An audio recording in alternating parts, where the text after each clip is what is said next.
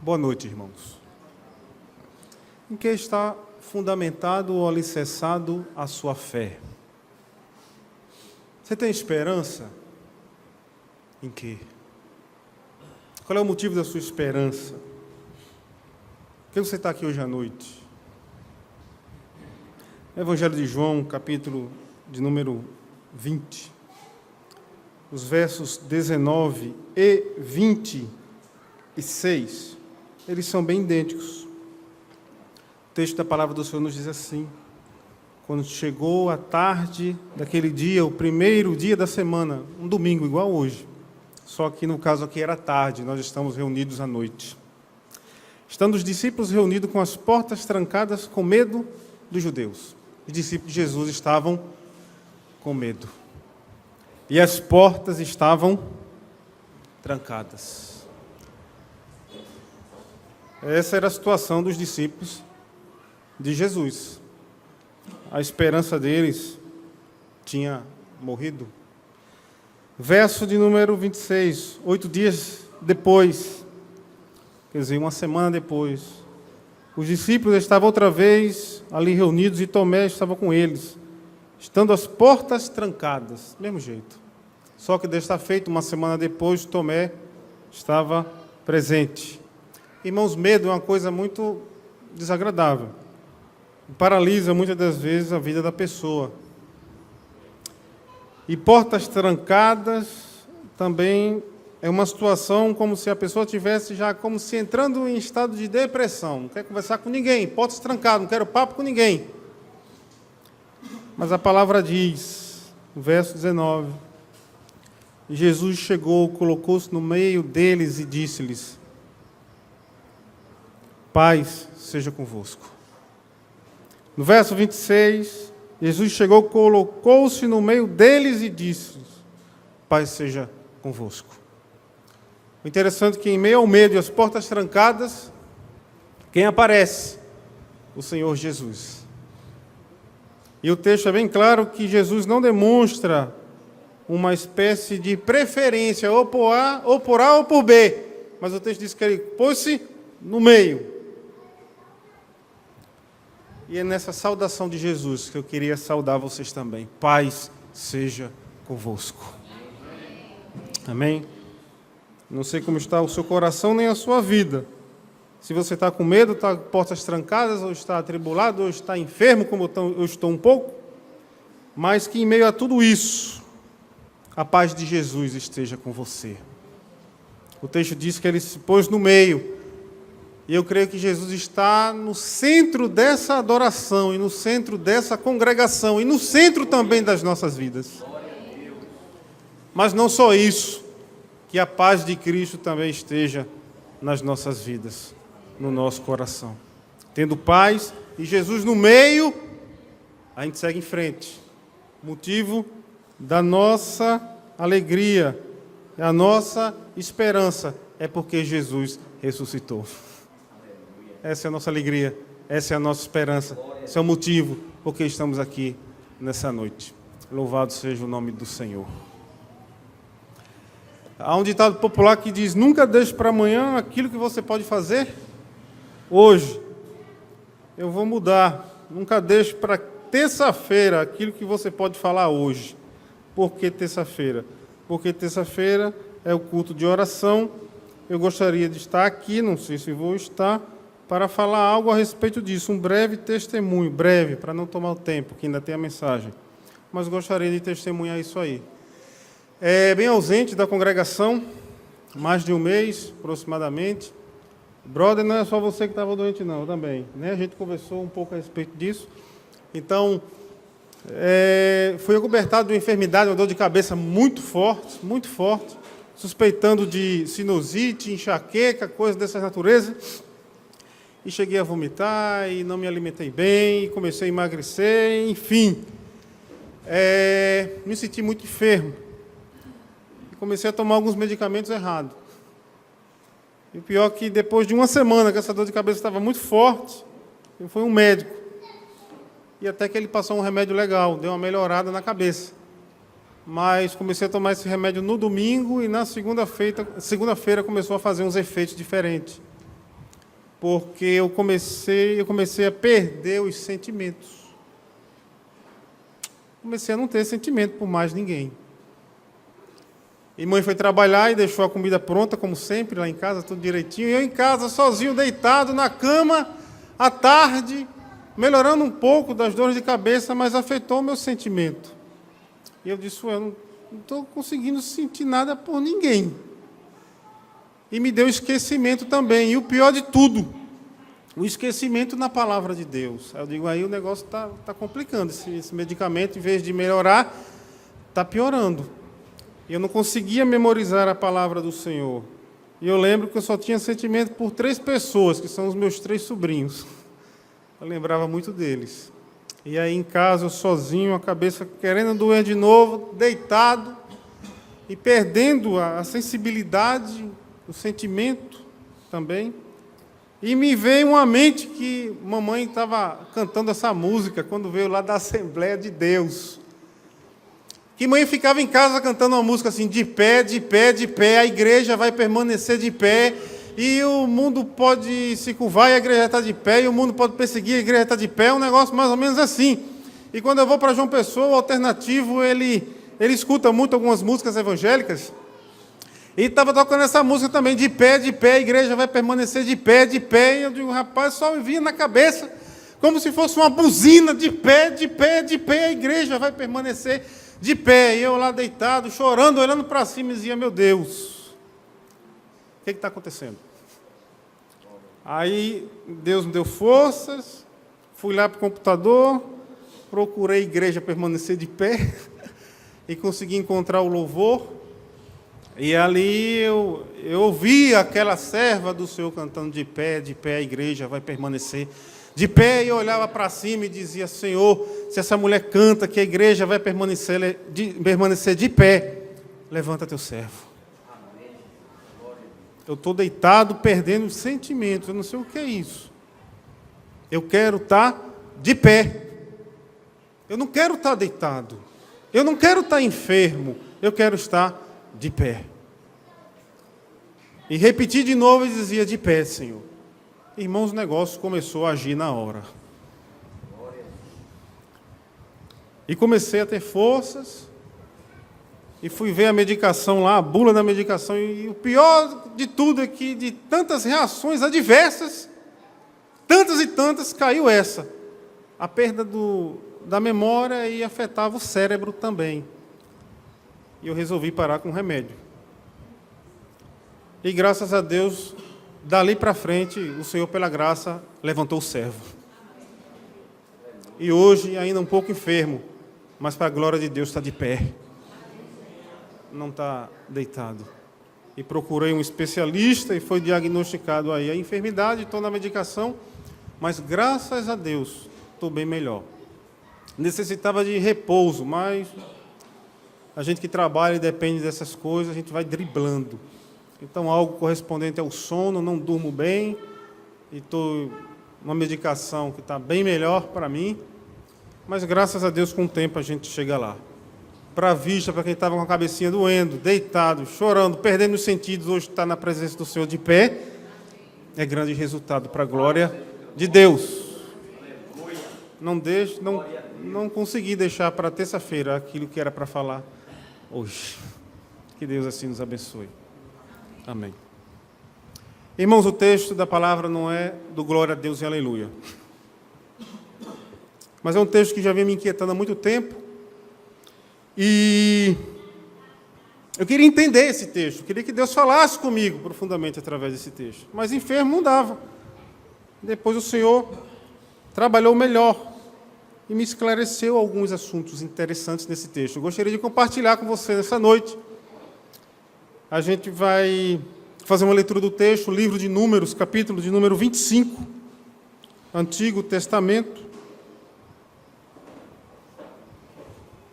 São 18 versículos. Eu não vou ler tudo isso. Nós vamos ler até o verso de número 9. O quarto livro das Escrituras Sagradas. Gênesis, Êxodo, Levítico e Números.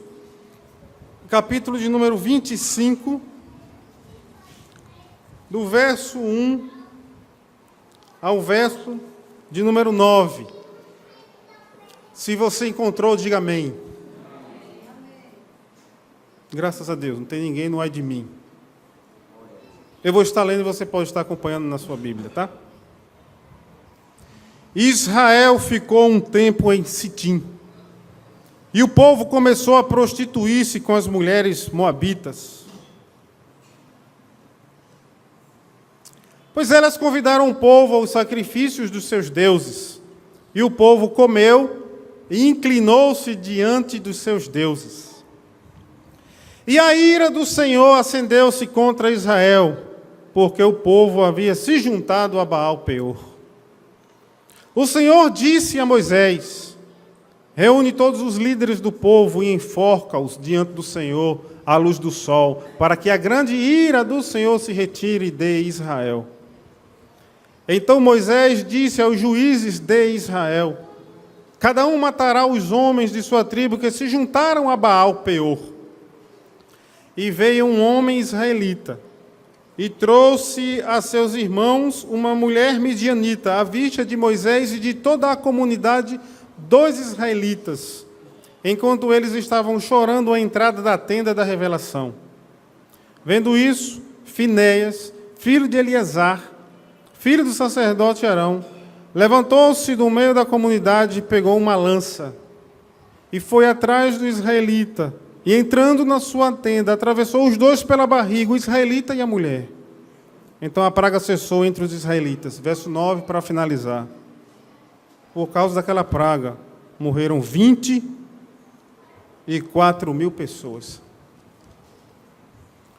Senhor, nós estamos diante da Tua palavra, pura e verdadeira.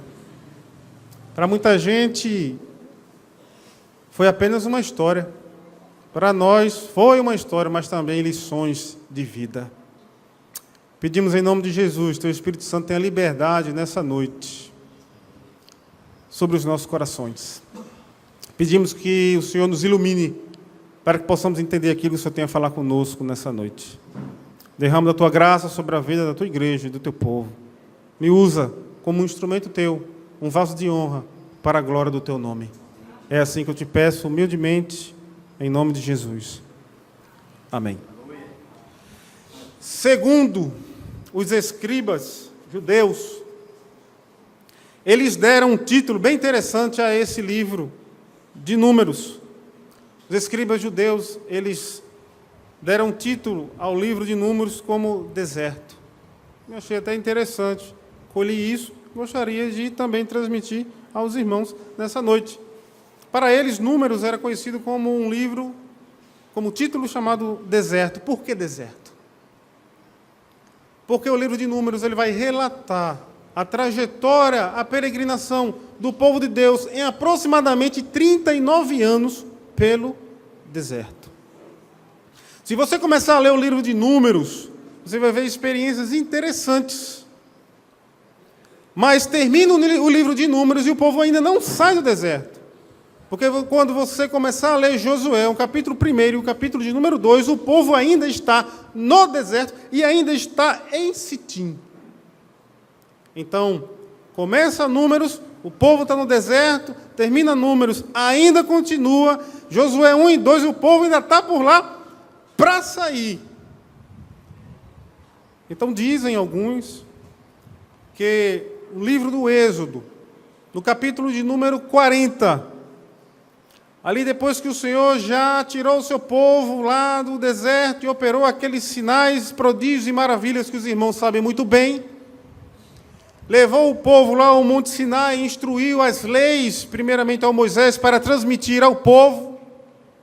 E chega no capítulo de número 40 do livro do Êxodo.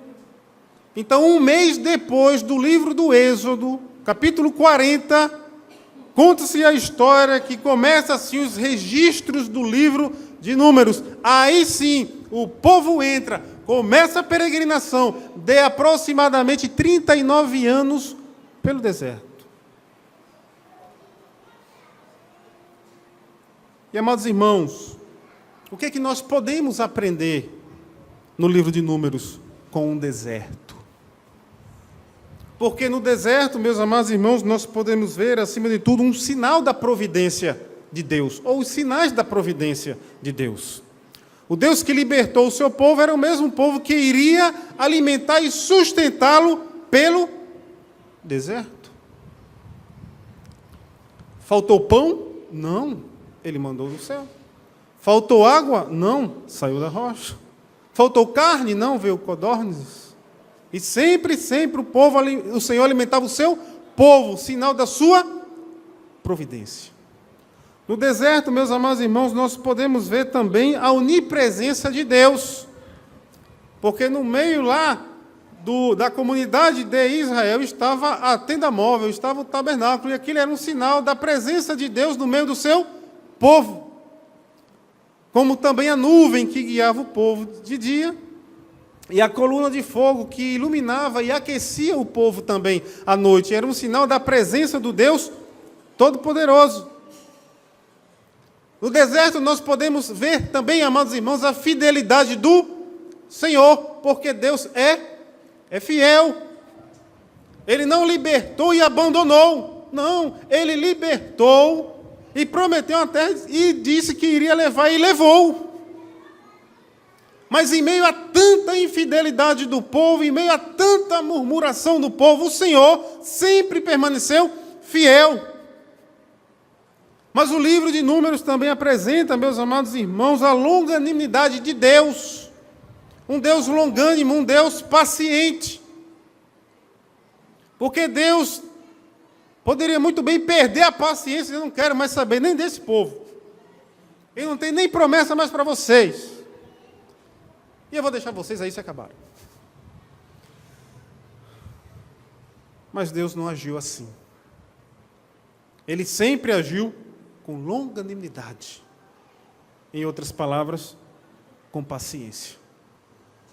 Amados irmãos, o texto da palavra do Senhor nos diz que Israel ficou um tempo em Sitim, e o povo começou a prostituir-se com as mulheres moabitas. No deserto tinha providência de Deus, onipresença de Deus, fidelidade de Deus, longanimidade de Deus, mas o povo deveria entender que em todo deserto, na vida de todo cristão ou de todo israelita, sempre vai existir perigos. Nunca se esqueça disso. Em todo deserto tem também perigo. Tem armadilhas. Não existe deserto sem armadilhas. É um campo minado.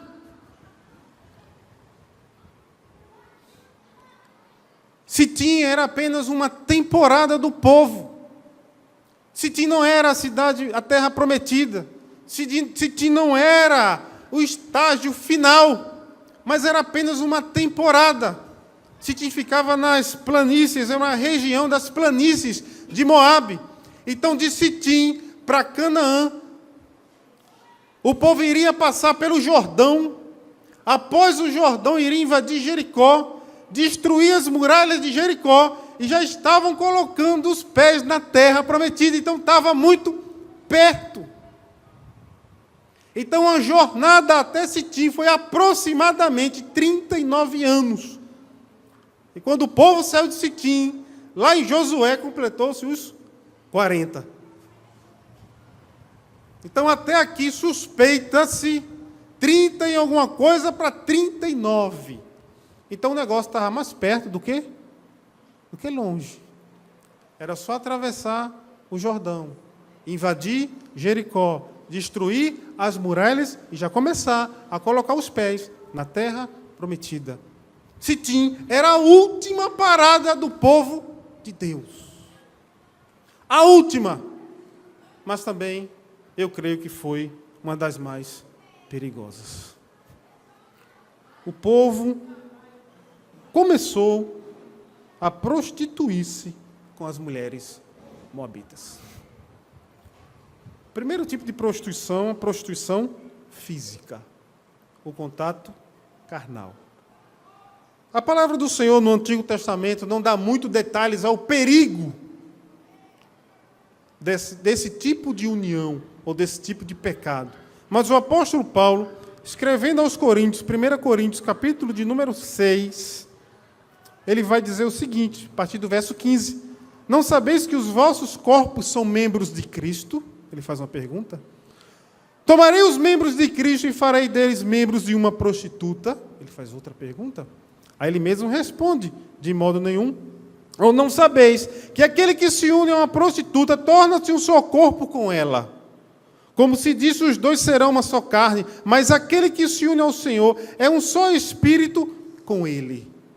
Então, a partir do momento em que o povo começou a se prostituir, começou a se unir com as mulheres moabitas, eles estavam, entre aspas, unindo-se a elas.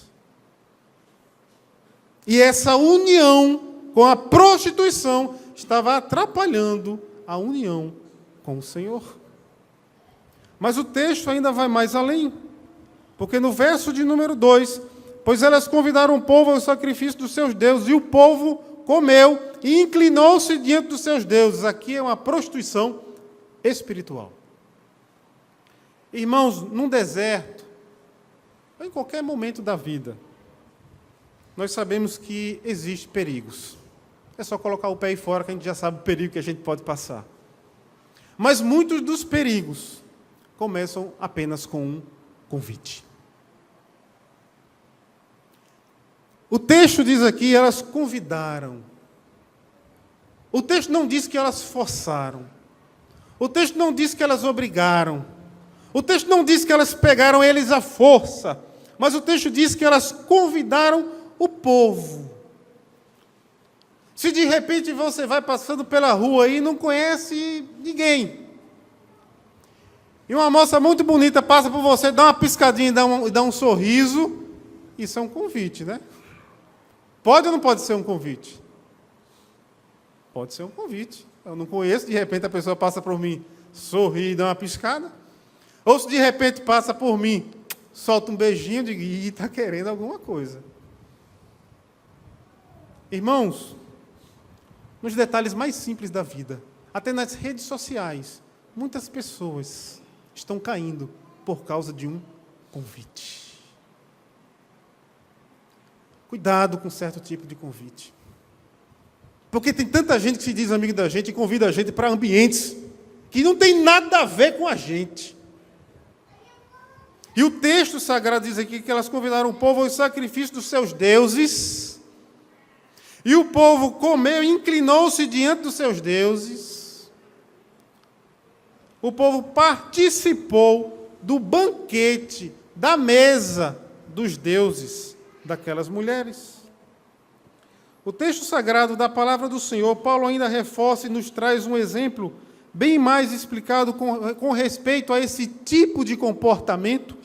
Em Coríntios capítulo 10, no verso 14, ele diz, portanto, meus amados irmãos, fugir da idolatria. Paulo está escrevendo à igreja, fuja, não encare, não vá bater de frente. O que eles deveriam fazer lá no passado era nada mais, nada menos do que fugir. E ele explica o assunto de uma forma bem detalhada. Ele diz, será que estou dizendo que aquilo que é sacrificado ao ídolo é alguma coisa? Ele faz uma pergunta. Ou que o ídolo é alguma coisa? Aí no verso 20 ele responde, não. Antes digo que as coisas que eles sacrificam-nas a demônios e não a Deus. E não quero que tenhais comunhão com os demônios. Irmãos, o ídolo em si não é nada. É um pedaço de gesso, é um pedaço de madeira. Aquilo não tem poder nenhum. A comida oferecida a eles também não é nada. Mas Paulo, de uma forma bem simples e clara, ele diz, por trás daquilo ali, a adoração, e o que eles estão oferecendo são aos demônios. Então a coisa é séria. O texto sagrado diz que eles comeram dos sacrifícios. Ora, Deus não estava deixando faltar nada para eles. Eles tinham um banquete, eles tinham comida, eles tinham água, eles não tinham nada que compartilhar da mesa dos idólatras. Além de comer dos sacrifícios dos seus deuses. Diz o texto que o povo inclinou-se diante dos seus deuses. Ainda se prostraram diante de imagens. E a coisa ficou séria.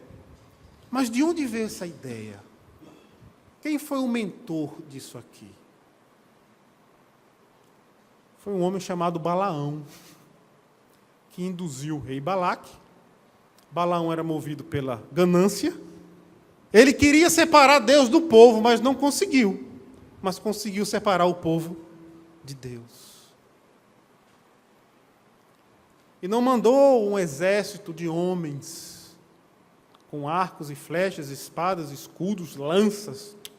Mandou foi um exército feminino de donzelas muito bonitas para seduzir os homens de Deus. E o texto diz que eles caíram. Caíram na armadilha no deserto em Sitim, onde era o último estágio do povo de Deus, antes de cruzar o Jordão, invadir Jericó, destruir as muralhas e colocar os pés na terra prometida. No verso de número 3, a ira do Senhor acendeu-se contra Israel, porque o povo havia se juntado a Baal Peor. Irmãos, o texto diz que a ira do Senhor se acendeu. É como se essa ira tivesse apagada, extinguida, e de repente, de uma hora para outra, essa ira se acende, como uma chama incontrolável.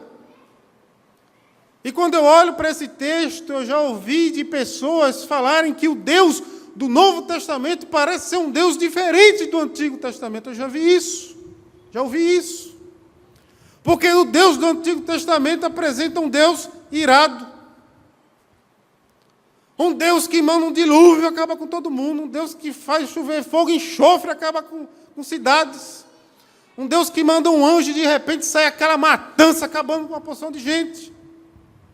Aí você olha para o Novo Testamento e diz que Deus amou o mundo de tal maneira que deu seu Filho unigênito para que todo aquele que nele crê não pereça, mas tenha vida eterna. A gente vê um Deus em Jesus de amor. Um Deus perdoando. E o povo pecando. Abusando da graça de Deus. Mas, amados irmãos, o Deus do Antigo Testamento é o mesmo Deus do Novo. Porque Ele é imutável. O apóstolo Paulo, escrevendo aos Romanos, capítulo 1, verso 18, ele diz: a ira de Deus se revela dos céus contra toda impiedade e perversão dos homens que detêm a verdade pela justiça. A ira de Deus já se revela. Ela se revela no novo, ela se revela agora. Daqueles que deturpam, que distorcem, que abusam, que ferem a santidade de Deus. Se no antigo se acendia, pode estar certo também, no novo se revela e se acende também da mesma maneira. É só olhar o que está acontecendo na vida de tanta gente desobediente. O texto diz: a ira do Senhor se acendeu contra Israel, não foi contra os seus inimigos, foi contra o seu próprio povo, contra Israel, porque o povo havia se juntado a Baal Peor. E o Senhor disse a Moisés: reúne todos os líderes do povo e enforca-os diante do Senhor, à luz do sol, para que a grande ira do Senhor se retire de Israel. No verso 3, essa ira se acende. No verso de número 4, vai dizer que essa ira é grande. Irmãos, o retrato aqui é de um Deus irado. E pode estar certo, Deus se ira. Quem não tinha experimentado a ira de Deus, agora experimentou. No verso de número 5. Então Moisés disse aos juízes de Israel: cada um matará os homens que se juntaram a Baal Peor. No verso 3, no finalzinho diz: porque o povo havia se juntado a Baal Peor. No verso de número 5, cada um matará os homens que se juntaram a Baal Peor. O perigo, o pecado, foi porque eles se juntaram a Baal Peor, o Deus da fertilidade, o Deus que iria mandar, ou responsável por mandar chuva, o Deus da abundância para os moabitas. Aquelas mulheres induziram o povo de Deus a uma prostituição física e a uma prostituição espiritual. E, amados irmãos, o Deus Santo ele não pode se juntar com prostituição. O Deus Santo ele não pode se juntar com idolatria. O Deus Santo não pode se juntar com comidas oferecidas a demônios. E como bem disse um reformador protestante, algo muito sério aconteceu dentro dessa situação. Houve nada mais, nada menos do que uma amputação dentro do próprio corpo de Deus. Foi necessário uma parte do povo de Deus, ou do seu próprio corpo, ser amputado. Porque o Deus Santo não pode se misturar com Baal. E muito menos com prostituição. E com comidas sacrificadas aos outros deuses. Quem teve uma parte do seu corpo amputado, sente e sabe que é muito doloroso isso para o resto da vida. Isso aqui foi uma amputação dentro do próprio povo de Deus. Foi necessário enforcar quem se juntou a Baal Peor. No verso 6, e veio um homem israelita e trouxe a seus irmãos uma mulher midianita, vista de Moisés e de toda a comunidade dos israelitas, enquanto eles estavam chorando à entrada da tenda da revelação. A pergunta é, onde é que estava o líder desse povo? Cadê o líder? Cadê Moisés? Estava com os israelitas que não se contaminaram à entrada da tenda da revelação. A tenda simbolizava a presença de Deus no meio do povo. Então Moisés estava na presença do Senhor. E o texto diz que o líder estava chorando. Irmãos, quando o pecado entra no meio do povo de Deus, pode estar certo uma coisa, o líder chora. O líder aqui não ficou sorrindo e nem disse assim, vocês que se virem para lá. Foi vocês mesmo que arrumaram isso? Senhor, esse negócio de ser líder não dá para mim mais não. Põe outro. Mas o líder, pela graça de Deus, foi até o fim. E o texto diz que o líder estava chorando. Quem sabe na presença de Deus clamando por misericórdia. Isso foi doloroso para o líder. Mas ainda no verso 6, o texto diz que veio um homem israelita e trouxe a seus irmãos uma mulher midianita, vista de Moisés e de toda a comunidade dos israelitas. Irmãos, enquanto estava havendo essa matança no meio do povo, enquanto o líder estava chorando na presença do Senhor com outros, o texto é bem claro que um israelita passou com uma midianita na frente da comunidade. Esse israelita ele não estava nem aí para a terra prometida. Ele não estava nem aí para o que estava acontecendo. Irmãos, o pecado cega determinadas pessoas de uma forma, preste bem atenção nisso, que aquilo que antigamente se fazia nas escondidas, tem gente com a cara lisa, que não tem nem mais vergonha. Enquanto o povo estava chorando, se lamentando na presença do Senhor, teve um cara liso que passou com uma midianita, com uma prostituta, idólatra, seduzindo os servos de Deus ao fracasso, a ponto de haver uma amputação dentro do povo de Deus. E tem gente assim, que não tem nem mais vergonha daquilo que está fazendo. Aí fere a igreja e machuca o nome do Senhor. Que aquilo que fazia escondido, nem faz mais. Tem gente que está tão mergulhada no pecado, está com a cara lisa. Assim. Existe. Vendo isso, Finéias, filho de Eleazar, filho do sacerdote Arão, levantou-se no meio da comunidade e pegou uma lança. Isso foi demais. E foi atrás do israelita e entrou na sua tenda e atravessou os dois pela barriga, o israelita e a mulher. Então a praga cessou entre os israelitas. Finéias viu foi algo vergonhoso. E seguiu ele. E entrou na sua tenda e os dois estavam coabitando. Não estavam conversando, não. Porque a partir do momento que atravessa os dois, é porque um estava, desculpa a expressão, em cima do outro. E o texto diz que a praga cessou entre os israelitas, quando Finéias fez isso. Os irmãos lembram quando Deus tirou o seu povo com o braço forte do Egito, não lembra? Foram 10 pragas no Egito. Qual foi a última? A morte dos primogênitos. Então Deus avisou, né?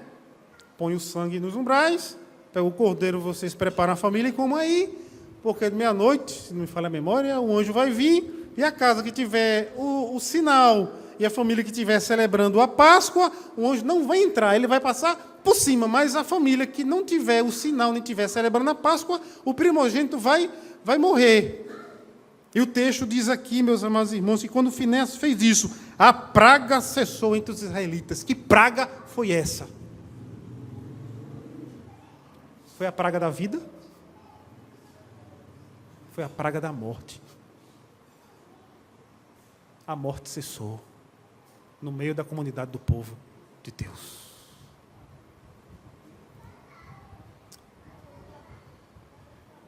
Irmãos, o apóstolo Paulo, ele fala, acho que é lá em Efésios, tem um verso que diz: e éramos por natureza filhos da ira como os demais. E ainda tem gente que acha que o homem é bom, né? Éramos por natureza, então a nossa natureza é ruim, da pior, afetada pelo veneno do pecado desde o ventre. Éramos por natureza, a natureza é ruim, filhos da ira. Estava todo mundo, como está terminando esse período de São João, eu vou usar um termo, né? Estava todo mundo no mesmo balaio, indo para o mesmo lugar. Filhos da ira, destinados à ira eterna. E quando Deus aplica a sua ira, é porque Ele aplica com a sua justiça. É Deus fazendo justiça.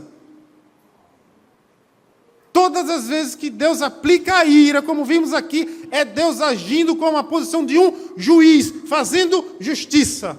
Porque a justiça tem que ser feita e tem que ser aplicada. É o que está faltando.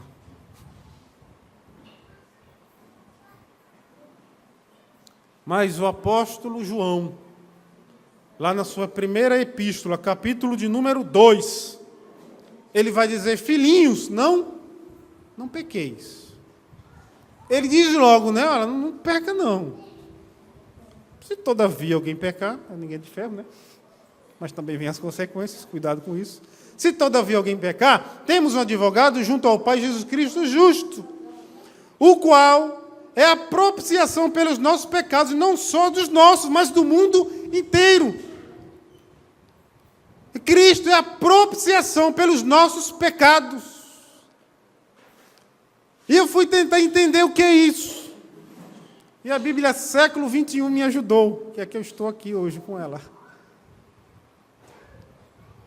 Que no seu significado original, diz que aquele que afastou a ira divina. Cristo afastou a ira divina.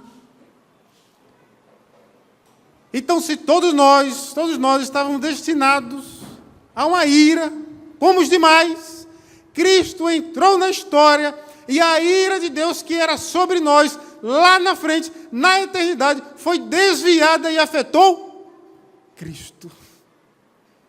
Por isso que hoje nós não somos mais filhos da ira, mas pela graça em Jesus, filhos de Deus. O que Finéas fez foi um tipo de Cristo. Quando Finéas ali, com aquela lança, atravessou aqueles dois, ele desviou a ira de Deus cessou, a praga cessou. Irmãos, foi o que Cristo fez por nós na cruz. Cristo nos livrou da ira vindoura, da ira futura, a ira foi desviada para Ele. Louvado seja o nome de Deus. Louvado seja o nome do Senhor, porque Jesus entrou na história para tirar de nós um título de filhos da ira, como os demais. Hoje nós somos filhos de Deus. Irmãos, eu finalizo a mensagem. Para muita gente, esse texto foi apenas uma história. Tem gente até que não acredita no Antigo Testamento. Para muita gente foi apenas uma história. Para a gente, sim, foi uma história verdadeira, mas nos traz lições de vida. Além do mais, lições de vida. Histórias do povo de Israel. Faltava muito pouco para sair dali. E juntando, eu creio que com as mulheres, os homens e as mulheres, que foram mortos, foram 24 mil. Foi muita gente que morreu de uma só vez. Uma turma que estava quase lá. Só faltava atravessar o Jordão, invadir Jericó, destruir as muralhas e colocar os pés na terra prometida. Mas no deserto tinha perigo. E muitos deles não prestaram atenção no perigo e ficaram prostrados no deserto. Irmãos, a Bíblia fala que o Senhor já preparou um lugar maravilhoso para aqueles que o amam. A nossa pátria não é aqui, ela é celeste. Em nome de Jesus, eu espero que você não seja aquele do quase lá. Em nome de Jesus, eu espero que você não seja. Mas eu espero que você persevere. Persevere com santidade. Persevere com uma vida digna de um verdadeiro cristão que foi resgatado da ira vindoura. Que Deus aplique a sua palavra nos nossos corações. Que Deus também nos abençoe nessa noite, hoje e sempre. Amém. Vamos orar? Senhor, obrigado pela tua palavra. Se foi forte ou não, não sei, mas é aquilo que o Senhor colocou no meu coração, que ardeu o meu coração para transmitir ao teu povo. Aplica nos nossos corações para que possamos, ó Deus, ter uma vida que, em vez de manifestar a tua ira, manifeste o teu amor e graça sobre nós. Abençoa a tua igreja, em nome de Jesus. Amém.